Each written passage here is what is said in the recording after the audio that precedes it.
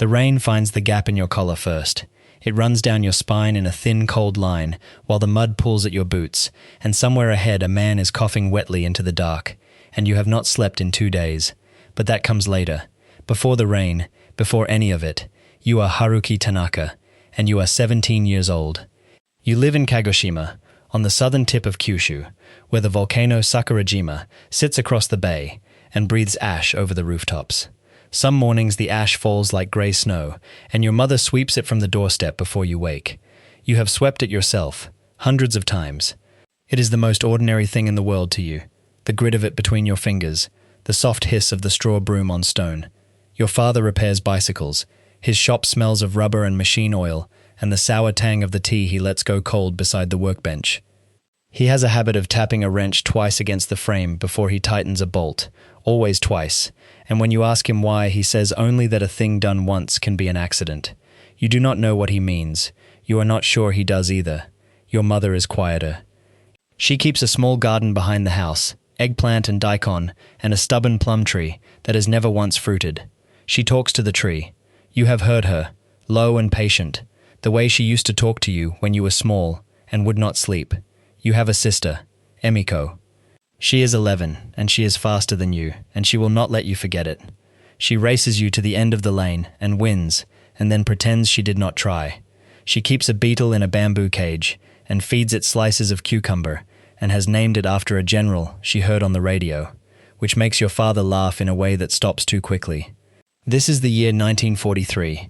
You know there is a war. Of course you know. The radio speaks of it every evening, the voices bright and certain, the announcers listing the names of islands you have never heard of, as though they are victories laid at your feet. Your neighbor's son has already gone. His photograph sits on a small shelf now, angled toward the window, but the war is a sound in another room. It is not yet in your hands. What is in your hands is this. You want to fix engines. Not bicycles. Engines. Real ones. Aircraft engines. The kind that scream overhead sometimes, on their way to somewhere important. You have a picture torn from a magazine folded into quarters in your pocket, a Mitsubishi engine cutaway, all those clean silver cylinders, and you take it out so often the creases have gone soft and furred. You want to build things that fly. You have told exactly one person this. Emiko. She said engines were boring and beetles were better, and then she asked you to promise to build her one anyway, someday, when you were rich. You promised. You said someday. You are good with your hands. Your father says so, which from him is close to worship. In the evenings you sit with him at the workbench, and you learn the feel of a thread catching true, the small resistance, and then the give, and he taps the frame twice, and you tighten the bolt, and neither of you says much, because you do not need to. The oil under your nails will not fully wash out. You have stopped trying. It is a small pride, that black crescent at the edge of each nail. You are 17. You sweep the ash. You race your sister and lose on purpose, so she will keep asking. You fold and unfold a picture of an engine you have never touched. That is the whole of you, that autumn. That is everything you are. Then the letter comes. It is a single sheet of paper, red-bordered. Your mother is holding it when you come in from the shop, and she is standing very still in the middle of the room, too still, the way she stands when the plum tree drops a branch. She does not hand it to you. She holds it against her chest with both hands as though it might get up and leave. Your father reads it. He taps the table twice, once, without a wrench, without meaning to, and then he stops himself and puts his hand flat. You are conscripted. You are to report for training. The paper does not ask. The night before you leave, Emiko cannot sleep. She comes and sits at the edge of your mat in the dark, and she does not say anything for a long time. Then she puts something small and cold into your palm. It is the beetle's cage, empty now. She has let the beetle go. Inside, tied to the tiny bamboo bars with a length of red thread, is a single brass button from her school uniform. So it comes back, she says. That is all. She does not explain what. She goes back to her mat. In the morning, she will not come to the door. You put the button in your pocket, next to the folded picture of the engine. So it comes back. You do not understand it. You keep it anyway. Months later, you no longer own your own name in the way you did. The training camp is a place of grey dust and shouting. They take your clothes and give you others. They cut your hair to the scalp with clippers that pull. They teach you to stand a certain way, to fold a blanket a certain way, to answer before a question is finished. When you are slow, an instructor named Corporal Sato strikes you across the face with the flat of his hand, and it is not the pain that stays with you, but the casualness of it. The way he does not even look at you as he does it. The way he is already turning toward the next man. You learn that your body is not yours. It belongs to the Emperor now. They tell you this, and you repeat it, and after enough weeks the words go smooth in your mouth, and stop having edges. You stop reaching for the picture of the engine. There is no time. There is no privacy. There is only the fold of the blanket, and the ache in your shoulders, and the taste of dust. But you keep the button. You move it from pocket to pocket. At night sometimes you press your thumb against it under your blanket until the metal goes warm, and that small warmth is the only thing in the barracks that is still yours. You are not alone. The man on the mat beside you is Kenji. He is from Osaka, and he talks the way water runs downhill, fast and constant. And he has a laugh that gets him hit and does not stop him laughing. He steals extra rice by an elaborate system he refuses to explain, and shares it with you anyway. He carries a harmonica he cannot really play.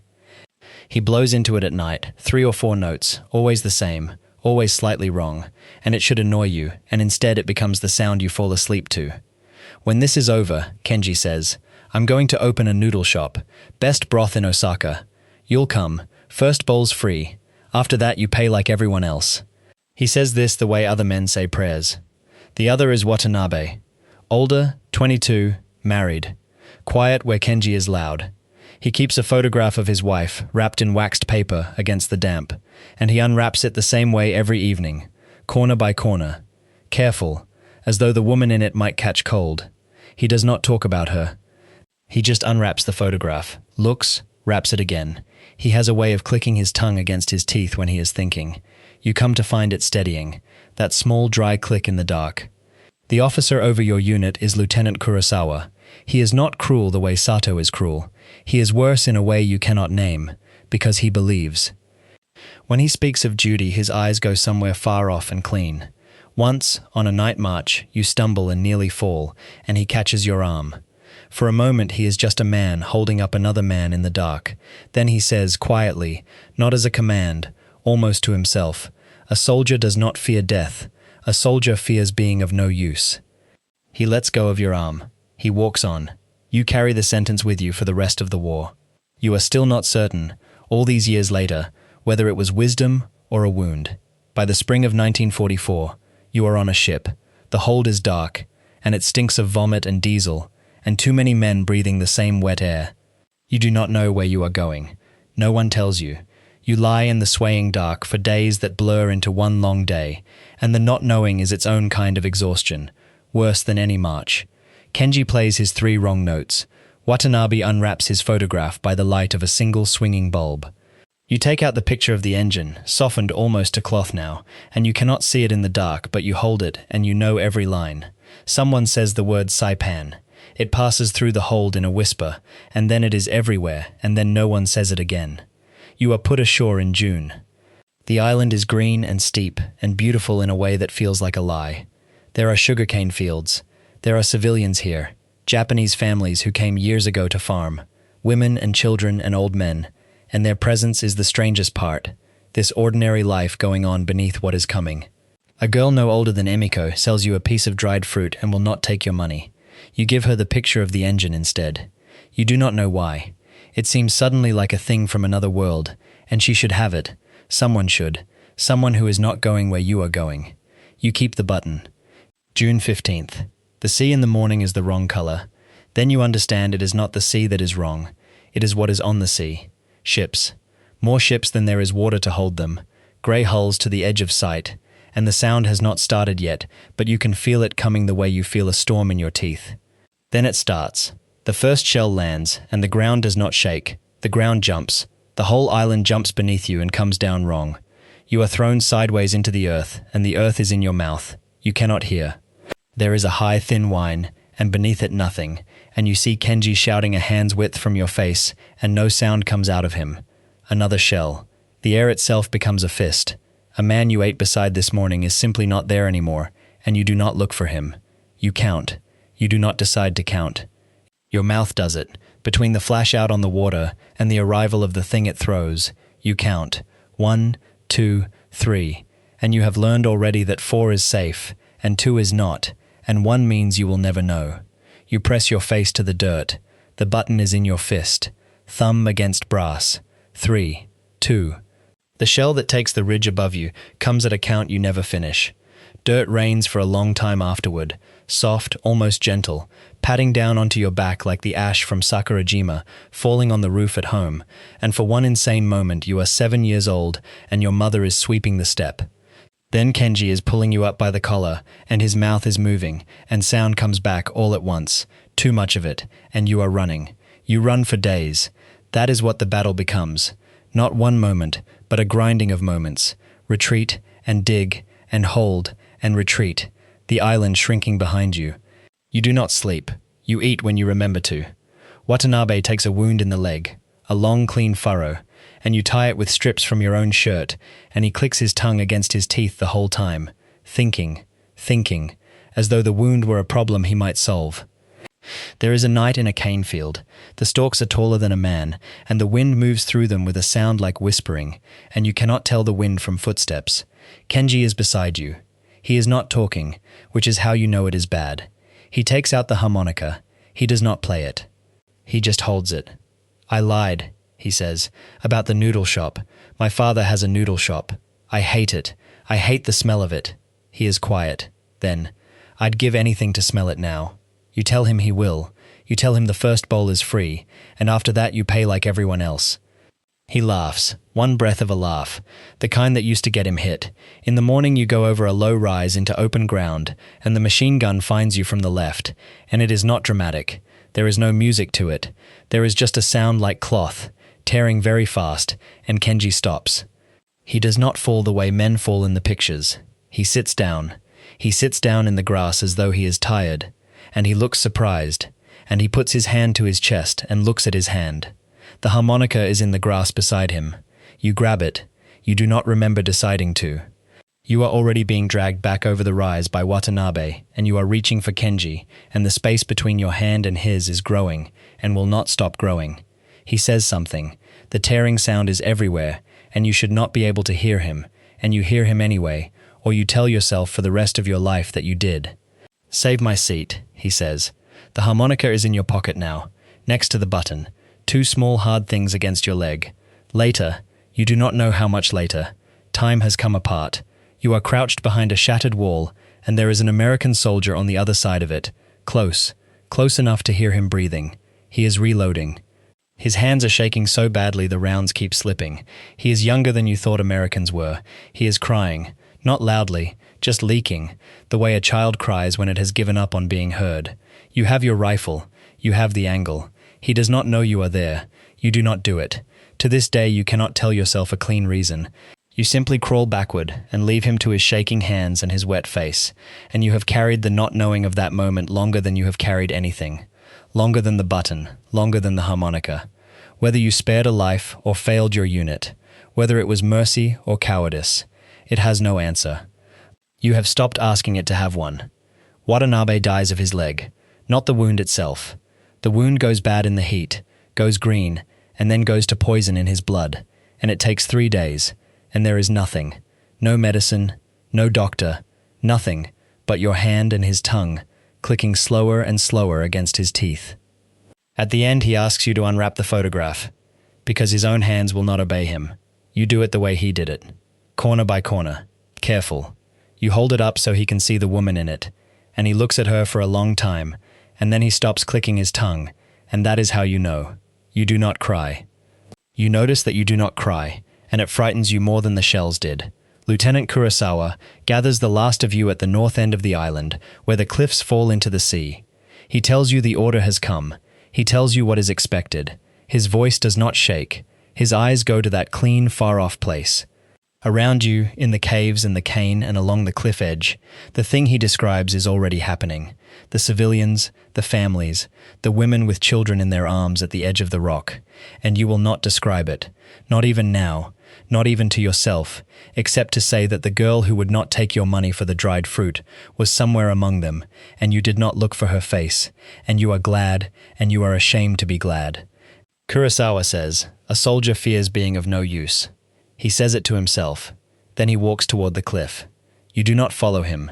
You do not decide not to. Your legs simply do not carry you forward.